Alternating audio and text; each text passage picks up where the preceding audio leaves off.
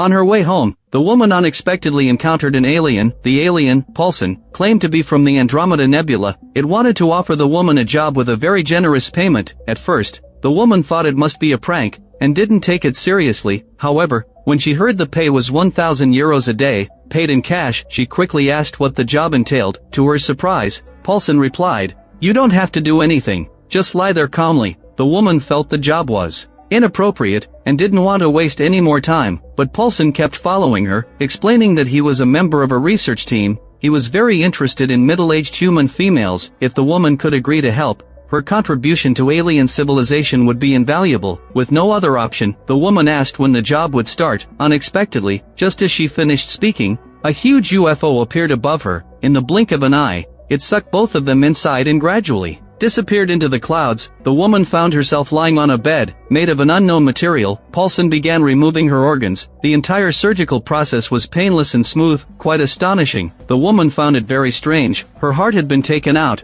so why was she still alive? Paulson simply said it was a secret of Andromeda. After nightfall, he sent the woman back to Earth, and paid her the promised 1,000 euros. They agreed to continue with the next experiment. The following day, the woman wanted to recommend her best friend to join as well. She quickly asked Paulson if she could bring another person tomorrow. She is also a very interesting specimen. To Paulson, having more subjects was certainly better. He instructed the woman to meet him again at 1 o'clock the next day, then left in the UFO. This bold woman was named Silja. Her best friend, Merit, was a childhood friend from the same hometown. In recent years, life had been tough, and she couldn't find work anywhere. Just a day ago, the two had swallowed their pride to ask their old friend Sam if her boyfriend Juho needed more workers at his laundromat. Sam, looking like the perfect wife, asked her boyfriend directly, but Juho said he had just hired new workers from Ukraine, and didn't need any extra help. Merit and the others had to take their leave. As they walked home at night, they complained about the current job market. The Estonian workers already earned little, and now Ukrainians were coming to take their jobs. It was really becoming unbearable. While they were deep in conversation, a fellow countryman named Willem suddenly appeared. He had overheard their conversation and said he could recommend a job. A Finnish man was hiring for a cleaning company. Merit and Silja were eager to give it a try. The next day, they set off in Willem's car. Silja even did her makeup carefully, to leave a good impression on the interviewer. However, she glanced at Willem, and realized he wasn't wearing pants. The two women forced Willem to pull over and angrily walked back. Being tricked so early in the morning made Silja very angry. She didn't want to wait for the bus and decided to walk back. Merit was too tired to walk and decided to wait for the bus. Halfway back, Silja felt like someone was following her. While looking around suspiciously, she encountered the creature Paulson. After the first experiment ended, Silja went to spend the money she had just received. She also informed Merit about the job opportunity. The next day, the two entered the UFO, and lay on the special surgical beds again. Meret's limbs were removed by the aliens one by one, but she felt no pain at all. Instead, she treated the job like a vacation. Ainult et mul selg sügeleb. Süga siis? Millega? Mul ei ole käsi. Õige. Unable to stand the itch, Merit called the aliens to scratch her back. To her surprise, the creature looked slimy, but its tentacles were flexible and strong. Silja also turned over and asked the aliens for a massage. The two even huddled together, discussing how marrying Estonian men was pointless, like Sam, who married a bald, overweight man thinking she struck gold. If it were Merit, she would rather marry an alien. No valida oleks, mulle meeldib ikka kõige rohkem see cream pool, see on kuidagi sellised liha, sellised kombid, mehelik, nagu mingi riigijuht kohe. By evening, the two returned to Earth with a handful of cash. Hand in hand, they ran back to the city, ready to splurge. On the third day, they needed to undergo a bite test. The aliens would remove their teeth and then put them back in. Merit had a mouth full of crooked buck teeth. Hearing that the aliens would extract her teeth for free, she quickly asked if she could keep her teeth for research, and then get new ones, preferably ones that were white and strong. The aliens didn't understand Merit's intentions. Instead, they thought this human was very generous. She was willing to donate her own teeth. It extended a finger into Merit's mouth and gently touched. Those teeth fell out of her gums like corn kernels. Meanwhile, Silja, who had been spinning in the washing machine for half an hour, finally completed her experiment. but she was somewhat dissatisfied. Wasn't it said that I just needed to lie still? Why were you stuffing me into a washing machine like a rag? Paulson immediately apologized, and promised to pay Silja double as compensation. Then it advised the two to get a good rest tonight. Tomorrow, they would begin the cranial research on brains. At this moment, Maret suddenly interrupted Paulson. She asked how much the pension was in their nebula. Maret was considering whether to move to Andromeda, to live with these aliens, and get the hell out of this godforsaken planet totally. After all, there was nothing worth missing here. However, Paulson countered that humans couldn't move to Andromeda. Silja couldn't understand. In Finland, immigrants could obtain residency permits, as long as they stayed long enough. Why can't you do that there? Paulson felt that these two humans had a misunderstanding about their status. To the high-intelligence beings of Andromeda, they were roughly equivalent to lab rats or frogs. Of course, they couldn't move to Andromeda to enjoy the benefits of the locals. Maret and Silja were outraged upon hearing this. Why don't you look at your own grotesque appearance, and dare to disdain us? Ma ei tahaks sind pannilegi panna, süda läheb pahaks. The attitudes of the two lower beings angered Paulson. It announced the formal termination of their cooperation, and then returned to the spaceship, disappearing into the night sky. After Maret and Silja realized what had happened, they began to regret it more and more. Silja couldn't help but blame Maret. It's all your fault for ruining our chance at a good life. With your looks, what makes you think you could be an alien citizen? You only deserve to work in a sausage factory. A good friendship ultimately fell apart because of a dispute over money. Sometimes, people can share hardships but can't enjoy the good times together. Inside a gym, fitness trainer Uma had just finished her day's work. As she was about to change and leave, she heard a faint sound of crying. Following the sound, Uma opened a nearby locker. She found her colleague Ginny hiding inside and crying. Although she didn't know the reason, Uma didn't ask further. She just comforted Ginny and took her home to care for her. Only after Ginny calmed down, did she reveal the reason for her breakdown. It turned out that when Ginny was about to leave, she encountered a group of drunken clients. Among them was her ex-boyfriend, Peter. Peter, along with his male companions, humiliated Ginny, and this wasn't the first time. That's why she had been hiding in the locker, crying. Uma told Ginny that she should have forgotten someone like Peter long ago, and also expressed that Ginny could stay as long as she wanted. Later that night, Ginny came over to wake the sleeping Uma. She said she heard a strange noise coming from the kitchen. Not wanting to sleep alone, Ginny squeezed into Uma's bed. Thus began their life together as roommates. Uma had a strong dislike for men and was confident and assertive. In contrast, Ginny was insecure and timid. Together, they were very complimentary. One day, the two were cuddled up watching TV. Ginny casually glanced towards the dark corner. To her surprise, she saw a large spider in the kitchen. Terrified, she jumped onto the sofa, afraid to touch the ground. Uma cautiously walked over, but found nothing. She turned around and carried Ginny back to the bedroom. At this moment, Ginny's phone suddenly lit up. The message was actually from her ex-boyfriend. But Ginny didn't want to ruin her good relationship with Uma, so she lied, saying it was just a work message. Just then, a strange noise came from outside the bedroom. Ginny jumped in fright and didn't dare to go out. Actually, Uma was also scared of bugs and such, but she wanted to prove to Ginny that she was just as capable as any man. So Uma walked to the living room and picked up something from the floor. She noticed it was covered in a layer of black goo. Ginny in the bedroom was still asking how things were going. Uma deliberately opened and then closed the window. She lied, claiming she had thrown the bug outside. However, she unexpectedly saw a large spider web on the potted plant. In the corner, she quickly closed the curtains. However, by evening, the eerie sound returned, and it sounded extremely terrifying. Ginny instantly realized that Uma had been lying to her during the day. She hadn't dealt with that big spider at all. Angry, Ginny rushed out of the apartment. She was only wearing her underwear and a down jacket. Uma quickly followed, hoping Ginny could calm down. But Ginny wouldn't listen to anything. Uma could only grab Ginny and push her against a passing car. The two women in their underwear began to fight in the middle of the street. Ginny headbutted Uma, breaking her nose, and turned to leave. However, the next second, Uma grabbed her shirt and yanked her back. Finally, a passerby came over to break up the fight, but the passerby's actions were somewhat confusing. He grabbed one in each hand,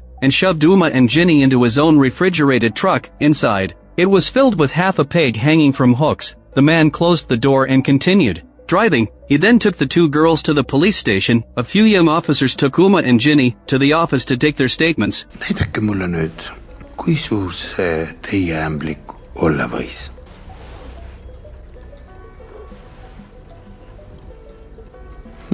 I have to say, the older officer was really nice. With such an absurd reason, no one would normally believe them, but he actually suggested going to the apartment to see if he could catch that big spider. Also, to avoid scaring the two girls, he told them to wait in the car. The older officer went upstairs alone with a roll of tape. About 10 minutes later, he returned downstairs. He said, "I've already tied up that big spider. You can decide how to deal with it." Uma and Ginny nervously went upstairs. They found the living room in disarray. The gigantic spider was tied up behind the sofa. Uma felt nauseous and ran to the bathroom to vomit. Meanwhile, Ginny quickly packed her things and prepared to leave. She had thought Uma was different from those disgusting men, but she was still lying for the sake of appearances, and even resorted to violence in the street. Uma immediately apologized to Ginny. However, Ginny, feeling disheartened, chose to leave anyway. Uma, overwhelmed with emotion, grabbed a small stool to smash the big spider, but she locked eyes with it. To her surprise, the spider looked quite cute up close. Unable to resist, Uma reached out to touch its head. Soon after,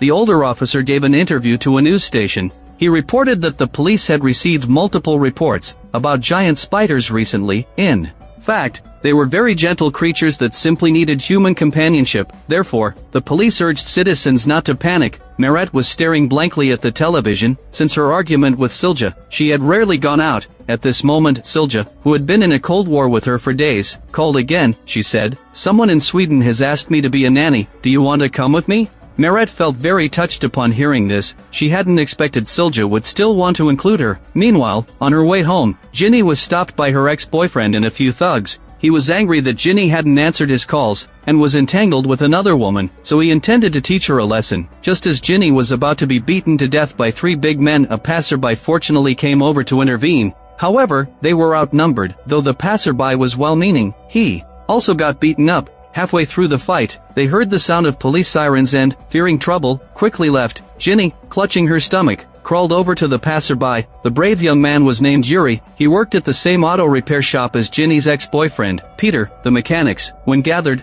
only talked about one topic: women. Every mouth was full of crude jokes. Only Yuri never participated in their conversations. As a result, his colleagues mocked him for having questionable sexual orientation. A few days ago, Yuri was inexplicably fired. The boss explained that due to the industry's downturn, they had to cut costs. The other employees had families to support. Even Peter had to pay alimony to his ex-wife. Only Yuri was a bachelor. That reason was indeed hard to refute. Yuri returned home. He now lived with his mother. That evening, the mother and son were sitting on the sofa watching TV. The host announced that a special astronomical alignment would soon occur, opening the Earth's stargate. Perhaps alien civilizations would actively contact us, or some unimaginable strange events might take place. While taking out the trash, Yuri encountered a strange salesman. He requested to demonstrate a vacuum cleaner in their home. The mother and son had never used smart appliances. Listening to him explain like elementary school students, the salesman pulled out magnified images of dust mites and passionately explained. He spoke as if not buying the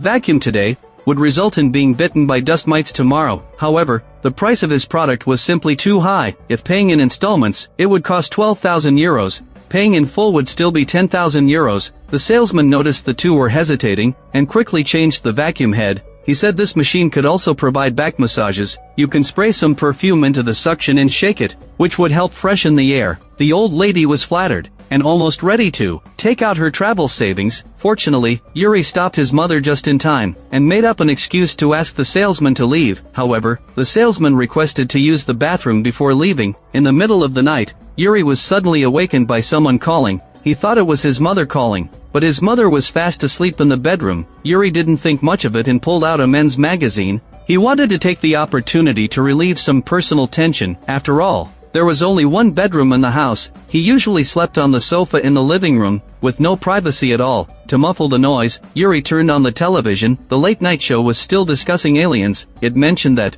a black hole portal was once located on the Egyptian pyramids. There was a creature that could traverse different realities at specific astronomical moments. It specifically targeted those who kept large amounts of cash at home. As Yuri looked at the TV screen, the so-called alien was holding a vacuum-like tool. It looked just like the salesman from earlier. At this moment, a strange noise came from the hallway. Gathering his courage, Yuri went out to check and found the sound seemed to be coming from next door, and that salesman had mentioned he was the new neighbor who had just moved in. Yuri felt a wave of panic and hurried back inside. He looked through the peephole and saw the elevator door inexplicably open. The next day, the radio was also reporting on the alien criminals. The police urged everyone to stay sharp and quickly deposit all cash in the bank. Don't just leave it in a suitcase under the bed. The old lady had no trust in banks. She believed these matters were definitely scams concocted by bankers. Money should be kept in her own hands for peace of mind. Knowing her son had lost his job, she voluntarily left him some pocket money, although retired. The old lady still worked part-time at a newsstand. She left in a hurry. Before she even had breakfast, Yuri looked through the peephole and saw the old lady just enter the elevator. The salesman from next door caught up with her. He approached and warmly linked arms with the old lady. Clearly, he hadn't given up on selling the vacuum cleaner. Yuri took his magazines and ran to a second-hand bookstall to sell them. The owner casually flipped through them and sighed. "I only loved blondes back in the day, but then I married a dark-haired wife." The second-hand magazines weren't worth much. The whole stack sold for only 15 euros. The owner casually handed him a business card. Just now, Yuri caught sight of the salesman dashing by. He immediately followed. However, halfway there, the salesman disappeared into the bushes. All that was left on the ground was a single shoe. Feeling frustrated, Yuri noticed a dark-haired woman in the building across. She noticed his gaze and quickly stubbed out her cigarette before heading back inside. The next morning, the old lady put her newly arrived paycheck into the suitcase. She happily admired a travel brochure for a while. Meanwhile, Yuri packed up early and said he was going out for a day of work trials. In reality, he hadn't found a job at all. Instead, he was pretending to be a census worker, knocking on the dark-haired woman's door. The interior was decorated in red, fitting the dark-haired woman's style perfectly. It really matched the dark-haired woman's temperament. Since Yuri was pretending to be a census worker, he had to ask some questions. From their conversation, it became clear that the dark-haired woman's name was Rude, and she was a housewife. Her husband, Zahir, was a businessman. After speaking, Rude handed Yuri a business card of her husband. Wasn't this card from the bookstall owner? It turned out Rude was the dark-haired wife he had mentioned. Yuri accidentally failed to catch the business card. Both of them bent down to pick it up at the same time. Rude's red nails pulled Yuri's eyes right down her body, starting at her feet and moving up to her bare thighs. Yuri felt a wave of heat wash over him. Rude used the pretense of opening a window to remove her clothing. The two quickly engaged in deep interaction. Afterward, Yuri sat on the balcony smoking. To his surprise, he saw the salesman lift a manhole cover in the woods and climb out. Could it be that the manhole led to a black hole stargate? In the evening, Yuri couldn't contain his curiosity and wanted to lift the manhole cover to take a look. However, the salesman and the second-hand book owner were watching him from a nearby car. Yuri struggled for a long time but couldn't open the manhole cover. He had to give up on that for now and focus on Rude instead. The old lady noticed her son was deeply in love and handed him a family heirloom ring. She told him, "If you like her, you should say so. It's time for you to settle down." Unbeknownst to her, her son was interested in a married woman. The next day, Yuri bought a bouquet of roses. Taking advantage of the second-hand book owner leaving, he slipped into the apartment. Just as he stepped into the building, the second-hand book owner returned with the car to pick up the salesman. Hiding in the bushes, Yuri was unaware that he had already been exposed and was completely captivated by Rude. Meanwhile, the salesman and the second-hand book owner broke into his home. They kidnapped the old lady with duct tape and took the suitcase from under the bed. The old lady's dream of going on a trip was shattered. Before she could collect her thoughts, a blinding white light shot in from outside. On the other side, Yuri took out the ring to propose, hoping Rude would elope with him. The two could hide in Finland and start anew. Rude's presence was like a black hole, completely disrupting Yuri's life, but she still refused to accept the proposal. Yuri could only sit outside the apartment, feeling despondent. In the evening, the second-hand book owner returned. He was accompanied by the salesman. Yuri couldn't help climbing up the big tree opposite to peek, but he saw the abnormal relationship between the three. Heartbroken, Yuri left the woods. Unexpectedly, in the late night, he encountered Ginny being abused by Peter in an alley, so he intervened to save her. At the same time, the old lady woke up from the sofa and saw the alien, Paulson. It turned out that the earlier light was emitted by a UFO. The old lady had seen information about this alien on TV. She knew it was from Andromeda. A guest had come from afar. She quickly perked up to cook, treating Paulson to dinner. The residents of Andromeda only consumed trace elements for energy. No one would carefully prepare food. Therefore, Paulson was very grateful to the old lady for putting in so much effort. He even invited her to move to Andromeda to teach aliens the art of cooking. The old lady was taken aback and said, "There are many great chefs on Earth. My cooking skills are nothing special." Teie toit pole lihtsalt kõhutäide. vaid see on laetud puhta armastuse energia. Yuri had never thanked his mother for her cooking. He was often impatient whenever she urged him to eat, so it was the first time the old lady had heard such touching words. She immediately agreed to leave with Paulson. Before leaving, she made sure to leave a note for her son, saying she would be back later due to some matters. Just make yourself something for dinner. Although the old lady lost her funds for a trip to Austria, she unexpectedly gained the opportunity to go to Andromeda. At the same time, as Yuri lost Rude, he encountered Ginny, who was yearning for love. The film ends here. The inspiration for the 3 segments comes from short stories, Aman Kawamaji's The Spider, Black Hole, and Anne Rude's A Life Worth Living. The overall style is absurd and nonsensical, full of imagination. It has a magical feeling. As if the director filmed whatever came to mind in a dream. Aliens disguise themselves as vacuum cleaner salesmen. They specifically trick old ladies who have cash at home. This setup is indeed a bit too nonsensical. The idea of a pensioner wanting to move to Andromeda is also quite fanciful. However, the 3 segments have a vague historical context. Although the characters are interconnected, their ties are very loose. The aliens feel more like a gimmick than central to the theme. In fact, it mainly discusses the 3 relationships of friendship, love, and familial bonds, a rough form of futurism. Makes people feel mysterious and hollow. It's quite a novel viewing experience.